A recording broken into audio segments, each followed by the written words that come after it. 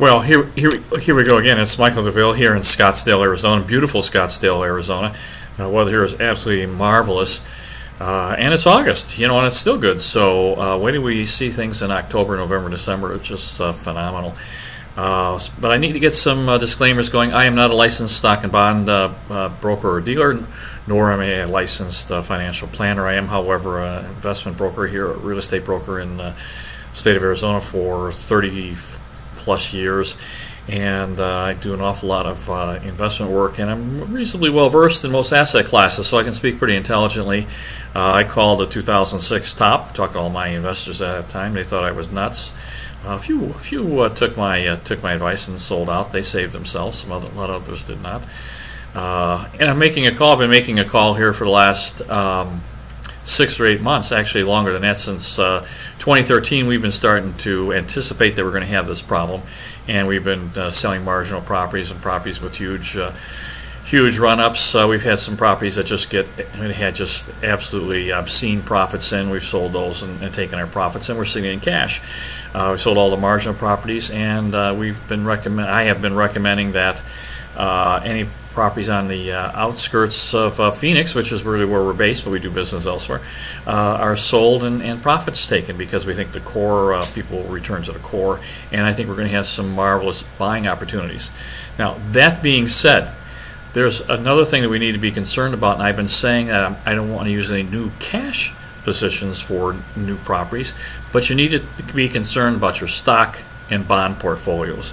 I have been pleading, begging, but I have my hands and knees. I don't know what else I can do to get people out of the stock market. I've been talking about this for the last 6 months, and I said you have to just understand that the market internals are deteriorating rapidly. I mean, transportation's falling off the cliff. Commodities have been trending down for the last year and a half. I mean, goodness gracious, look at oil, look at copper, look at coal, look at iron ore. The Baltic Dry Index has hit an all-time low. So that's telling us there's not much demand. So it's not this thing where the dollar is strong and there's no demand. So we're going to go through this. We do this periodically. Generally, it's about 7 years. So in the real estate business, it's about an 18-year cycle. The stock market is about a 7. But this is going to be a particularly bad one because it's going to be global. And I'm telling you, I'm asking you, please take some of your profits out of the stock market. Now, I'm not so sure that this is when you should take them right now. I think there might get a little bounce. You may talk to your stock advisor to try to decide when you should do that, but I'm telling you, you should take some profits. And I'm particularly concerned about the bond market. I've already shorted the bond market. I have some shorts, and I think these things are, I think that we're at historically low rates, and I don't know how in the next 4 or 5 years you can think that the interest rates are going to be continue to remain this low. So my prognosis is that we have a tough sledding for the next year and a half, 2.5 years. I think 2017 we start healing. 2018 should be a pretty good year. We go down again to 2019, 2020, and then we get the final capitulation, and then we're off to the races in the early 20s. So I think in real estate, our typical hold is 5 years. I think it takes you to 20. I think that's perfect for us. The minimum of 5 years. Most of our properties, I own properties for 30 plus years. They're free and clear. They're still cash flowing. We rent them all the time. They're in really good shape, and they just keep bringing us more and more income each and every year. So why would we sell those? I'm thinking that the typical hold for us is at least 5 years, so you should be fine. Now, here's what I'm advocating, is that you take money out of your stock and bond portfolio. Now, the stocks are getting their heads handed to them. The bonds have not, and you're probably going to get another run-up in bonds, and that's going to be over. I'm going to tell you that the bond portfolios, the high yields, are in trouble. You've got munis in trouble already. Chicago, Illinois, California, these guys are talking about bankruptcy. Puerto Rico's already said we're not going to pay our bonds. We haven't got any money. So the governments are running out of money.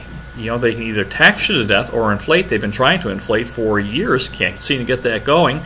And so that's not going to happen. So they can tax us. But look, Illinois wants to raise property taxes, which are already one of the highest in the nation, 35%. People are leaving in droves. They're losing 60 jobs a day in Illinois. So raise some taxes some more. Run that up to 120 or 150 jobs per day. Already you have companies that are leaving. They're just going over to Indiana and Michigan, maybe 100 miles away, so that they can maintain their base. But they don't have to be in Illinois. So they're going to run the business right out, and that's going to happen around. So eventually they're going to default, and that's what's going to happen to the bonds. So I'm telling you, pleading with you, if you've had bonds for any length of time, you've had a huge, enormous profit. Take the profit. Now, where are you going to put it? Personally, I think you should take half of it, put it in cash somewhere, cash. You know, not into T-bills, because if you put it into T-bills and they start raising the short-term interest rate, those T-bills are going to get hurt. So you need to put it into something in cash, maybe just cash, maybe a bank account, maybe just cash in your mattress. So, but the other parts you need to allocate. Now, I'm going to tell you need to go to real estate, and I'm telling you that because it's going to be asset preservation. You are going to save your capital by putting your money into some real estate. Now, you've already seen that you can have stocks go down to next to nothing. I mean, look at Apple. Apple took a tremendous drop. It was a darling of everybody. Took a huge drop. That's just lots of these can go down 90%. Real estate probably won't. And we've gone through for hundreds of years. You could have a centennial farm. What difference does it make what the price of the land is? It's the crop that we're concerned about. And that is what we are talking about, is that you need a real estate crop. Now, we're not talking about buying some retail giant boxes. We're not talking about buying industrial or land. We're talking about buying very conservative single-family homes in the entry level, or maybe just a little bit above, that virtually everybody wants to rent. They're easy to rent, they're easy to maintain, and they'll easily maintain their value. And my concern is this, and I have clients in Europe and I have clients in the Pacific. Your dollar is at risk. So if your dollar goes down, get it here into the United States. You know, as the dollar strengthens, these properties, even if they stayed at par, your dollar will drop. Now, if you'd been a Canadian last year and bought some things here, Canadian dollar has dropped 35%. So if you spend $100 here, it'd be worth $135 in Canadian money. So you need to be concerned about that. Now, our population continues to grow. So even in bad times, people keep having babies and families. We are still growing at 0.75% every year. That's not including immigration. So let's just go to demand. We're talking about a basic living structure. We're not talking about one of these McMansions. We're talking about something that you can rent reasonably and keep. These will maintain their value. They're an asset preservation. Not only will they maintain their value, but you can use this as a legacy. It will keep growing for you. It will return to market at all times. If you want to retire, you'll never run out of your retirement because you'll always have these properties. And we do not sell the properties. All that we use is the income generated by the properties. So I have a specific strategy to get this done.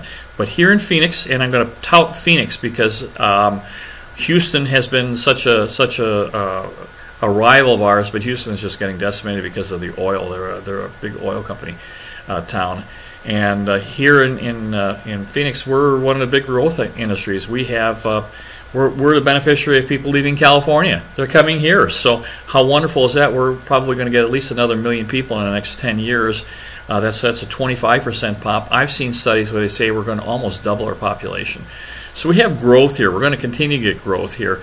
If you bring your money here and buy something, not only will you get asset preservation, but you will get an income each and every month. Now, we're talking about basic commodities here. People need a place to live. Everyone needs a place to live. Now, maybe two families are going to end up living in a house. Maybe a brother and sister are going to combine. Maybe we have two women, because this happens. You know, you have people that when things start to get tough, they start banding together because they can't afford a place. But I'm going to tell you that I've gone through several really bad recessions. I mean, I went through the 80s, I went through 74, I went through 80s, I went through the 87 crash, 89, and I went through 2008, and we always rented our properties. So I'm going to tell you, once again, please talk to your advisor. You're always welcome to call me. Please look at your securities position, look at that bond portfolio, and take profits. Take some money off the table. you're always welcome to call me. I'm around all the time. We have a whole group of people that will be more than happy to take care of you. So please give us a call and ask me any question you can. But you're welcome to have your advisors call me, and I'm going to wish you the very, very best. Have a good day. Bye-bye now.